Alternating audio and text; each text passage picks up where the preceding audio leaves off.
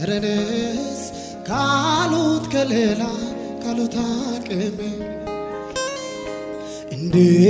እንደምትበልጥ አይቻለሁ እግዚአብሔር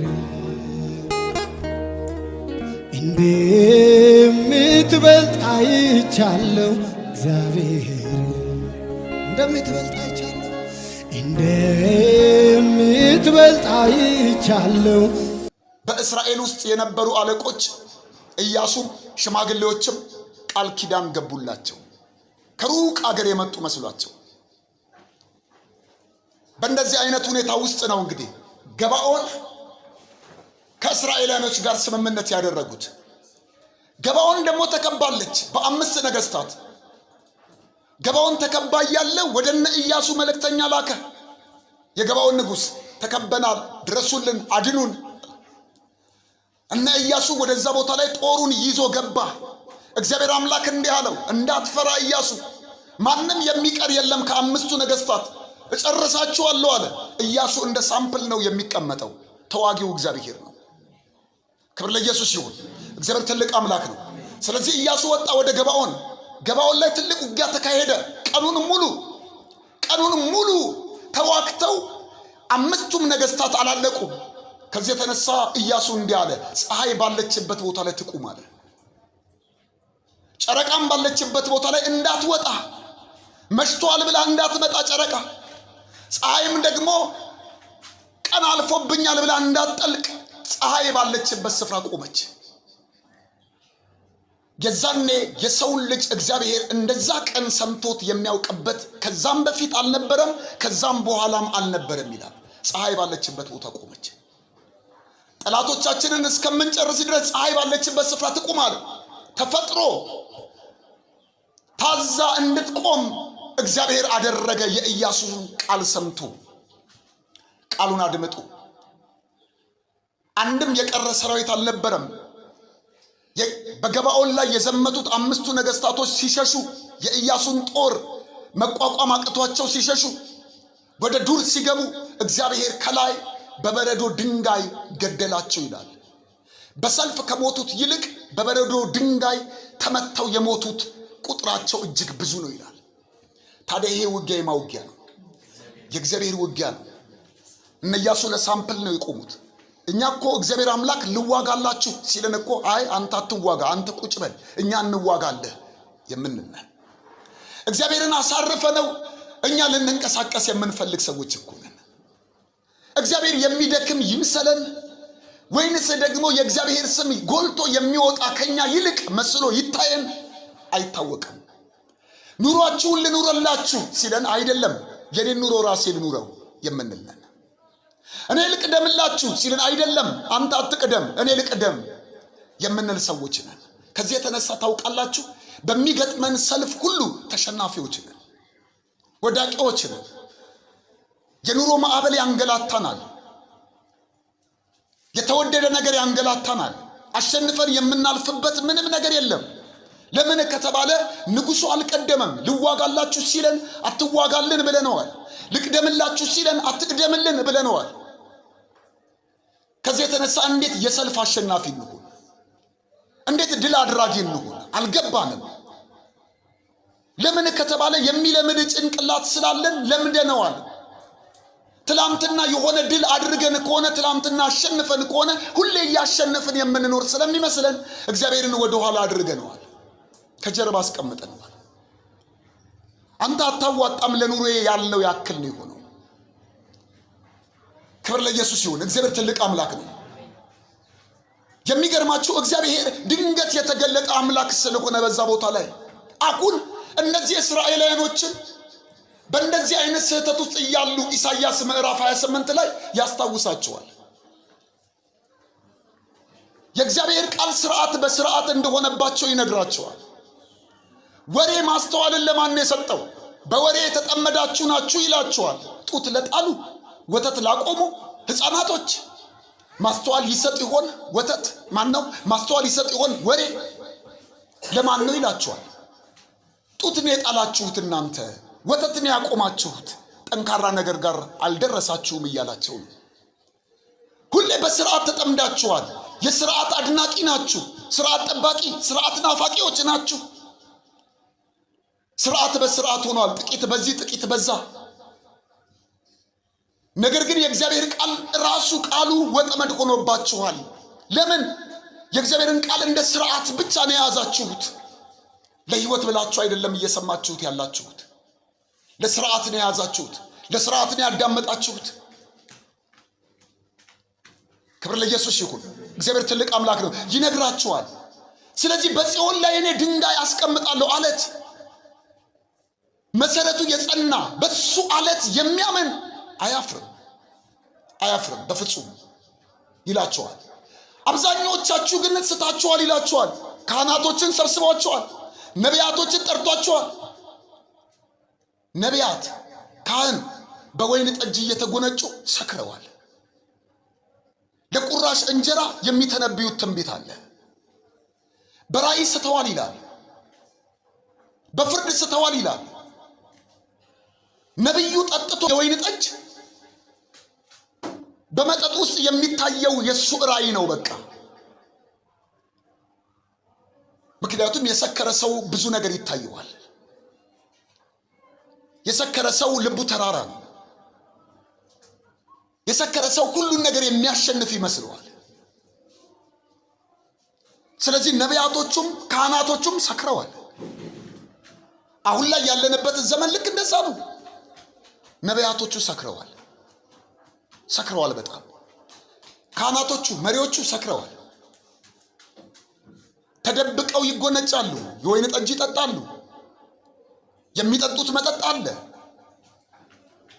ከዚህ የተነሳ እነሱን የሚያዳምጥ ህዝብ ደግሞ አለ፣ እነሱን የሚሰማ።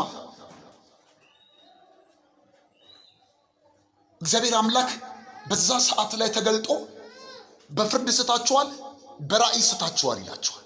ራእይ ስታችኋል፣ በህልም ስታችኋል። ህልማችሁ ቅጀት ነው። ራእያችሁ የመጠጥ ውጤት ነው። የምትተነብዩት ትንቢት የእንጀራ ጉዳይ ነው።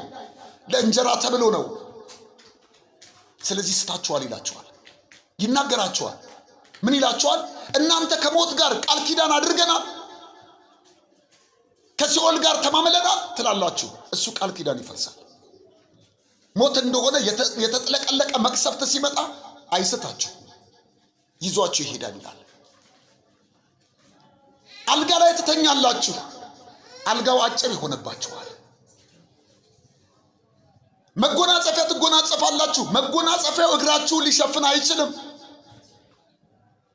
ምክንያቱም ጥሩ አልጋ ላይ የተኙ ሊመስላቸው ይችላል፣ ግን አልጋው አጥሯቸዋል። መጎናጸፊያው እግሮቻቸውን ሊሸፍነው አልቻለም። ሁሉ ነገር ታውቃላችሁ አጥሯቸዋል። ኑሮ፣ ህይወት፣ ሰላም፣ ደስታ፣ ሁሉ ነገር አጥሯቸዋል። ያጠረ ልብስ ደግሞ እንዴት ያስጠላል! ወይ ቁምጣ ካልሆነ በስተቀር ያጠረ ሸሚዝ እንዴት ያስጠላል! ወይ እጅጌ ጉርድ ካልሆነ በስተቀር አጭር ነገር ደስ አይልም። ያጠረ ነገር አጥሯቸዋል። ክብር ለኢየሱስ ይሁን። እግዚአብሔር ትልቅ አምላክ ነው። አሁን እንደውም ረዣዥም ሰዎች እየመጡ ነው። ከ2 ሜትር በላይ የሆኑ ሰዎች ብቅ እያሉ ነው፣ እየመጡ ነው። ከ2 ሜትር በላይ በቲክቶክ ላይም በፌስቡክ ላይም በዩቲዩብ ላይም ስትገቡ ታያቸዋላችሁ። ረዣዥም ሰዎች። እነዚህ ሰዎች ረዝመው ነው የመጡት። 2 ሜትር አልጋ ይበቃቸው፣ ከ2 ሜትር በላይ ናቸው። ታውቃላችሁ፣ አጥናል፣ ተገድበናል፣ ተወስነናል። እነዚህም ሰዎች የገዙት አልጋ ይበቃኛል ብለው ነበር የገዙት። ነገር ግን አጥሯቸዋል። የገዙት መጎናጸፊያ እግሬን ያለብሰኛል ብለው ነበረ፣ ግን ሊያለብሳቸው አልቻለም። የገዛነው ነገር ሁሉ አጥሮብናል። የሰራነው ነገር ሁሉ አጥሮብናል። ክብር ለኢየሱስ ይሁን። እግዚአብሔር ትልቅ አምላክ ነው። ስለዚህ ይህንን ይነግራቸዋል። ይነግራቸውና የሰራዊት ጌታ እግዚአብሔር አምላክ ድንገት ይላቸዋል። ድንገት በገባዖን ሸለቆ እንደተቆጣው ሊቆጣ ይመጣል። እንግዳ በሆነው ስራ ገባዖን ላይ ከዛ በፊት ተሰርቶ የማይታወቅ ስራ ሰርተዋል። በአልፕራሲም ላይ ከዛ በፊት ተሰርቶ የማይታወቅ ስራ ሰርተዋል። ከዛ በፊት ሆኖ አያውቅም። አሁንም ደግሞ ይላቸዋል ልክ እንደ ገባኦን ላይ እንደነበረው አይነት ቁጣ በቁጣ የምገለጥበት ዘመን አለ ይላቸዋል። በበዓል ፕራሲም ላይ እንደተነሳሁት አይነት አደራረግ ለማድረግ ለመስራት ድንገት የምነሳበት ጊዜ አለ ይላል። ስነሳ የገባኦንና የበዓል ፕራሲምን አሰራር ልደግመው አይደለም፣ አዲስ በሆነ አሰራር ልገለጥ ነው ይላቸዋል። እንግዳ በሆነ አደራረግ ልመጣ ነው ይላቸዋል። እመኑኝ እግዚአብሔር አምላክ ከፊት ለፊታችን ባሉት ጊዜያቶች እንግዳ በሆነው አደራረጉ ነው የሚገለጠው፣ ማንም ሰው በማያውቀው። ስለዚህ ፌዘኞች ሆይ አታፊዙ፣ አዳምጡ፣ የእግዚአብሔር ቃል ስርዓት በስርዓት አይሁንባችሁ ይላቸዋል። በሚልክያስ ምዕራፍ 3 ከቁጥር 1 እስከ ቁጥር 3 ድረስ የምትጠብቁት ጌታ በድንገት ወደ መቅደሱ ይመጣል ይላል። የምትጠብቁት ጌታ በድንገት ወደ መቅደሱ ይመጣል። የሚመጣው ወደ መቅደሱ ለምንድን ነው? ወደ አዳራሽ ነው ይመጣል ያለን። ኮንፈረንስ ወደ ተዘጋጀበት ስፍራ በድንገት ይመጣል ይላል። የምትጠብቁት ጌታ የምትፈልጉት ጌታ በድንገት ወደ መቅደሱ ይመጣል። በመጽሐፍ ቅዱስ በአንደኛ ቆሮንቶስ ምዕራፍ 3 ላይ በአንደኛ ቆሮንቶስ ምዕራፍ 6 ላይ ስለ ቤተ መቅደስ ይነግረናል። እናንተ የሕያው የእግዚአብሔር ቤተ መቅደስ ናችሁ ይለናል። የእግዚአብሔር ቤተ መቅደስ ቅዱስ ነውና ያውም እናንተ ናችሁ ይላል። ይሄ ጌታ ታዲያ በድንገት ወደ መቅደሱ ነው የሚመጣው፣ ወደ አዳራሽ አይደለም የሚመጣው። ብዙ ሰዎች በኮንፈረንሱ ላይ እግዚአብሔር ድንገት እንዲመጣላቸው የሚያስቡ ሰዎች አሉ። እንደዚህ አይነት አመጣጥ የለውም እግዚአብሔር። አዳራሽ ውስጥ ድንገት እንዲመጣላቸው ያስባሉ። እንደዚህ አይነት አመጣጥ የለውም እግዚአብሔር። እግዚአብሔር ጉዳዩ ከመቅደሱ ጋር ነው። እግዚአብሔር ጉዳዩ ከቤተ መቅደሱ ጋር ነው። ወደ ቤተ መቅደሱ ነው ድንገት መምጣት የሚፈልገው። እኔና እናንተ ቤተ መቅደስ ነን። አንቺ ቤተ መቅደስ ነሽ። አንተ ቤተ መቅደስ ነህ። ወደ አንተ ማንነት ድንገት ነው የሚመጣው። ወደ አዳራሹ አይደለም ድንገት የሚመጣው። ኮንፈረንስ ላይ በተሰበሰባችሁበት ቦታ አይደለም ድንገት የሚመጣው። ወደ መቅደሱ ነው። ምናልባት ተኝተህም ሊሆን ይችላል። ምናልባት ቁጭ ብለህም እየጸለይክ ሊሆን ይችላል። ምናልባት ቃልም እያነበብሽ ሊሆን ይችላል። ድንገት ግን ወደዛ መቅደስ ይመጣል። መጽሐፍ ቅዱስ እንደዛ አይደለም የሚለው። ሁለት ሰዎች አንድ ላይ ይሄዳሉ፣ አንዲትኛዋ ትነጠቃለች፣ አንዷ ትቀራለች ይላል። የነጠቃትን ሁሉ አታውቅም አንዲትኛዋ።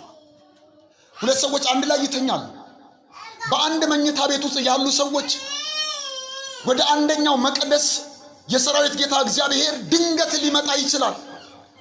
በአንድ ጣራ ውስጥ ስላሉ ለሁሉም ይመጣል ማለት አይደለም። ክብር ለኢየሱስ ይሁን። በአንድ ጣራ ውስጥ ስላሉ ለሁሉም ይመጣል አይደለም። ለሚጠብቁት፣ ለሚፈልጉት፣ የምትፈልጉት ጌታ በድንገት ወደ መቅደሱ ይመጣል። የምትፈልጉት ክብር ለኢየሱስ ይሁን። የምትፈልጉት ጌታ በድንገት፣ ለማይፈልገው በድንገት አይገለጥም።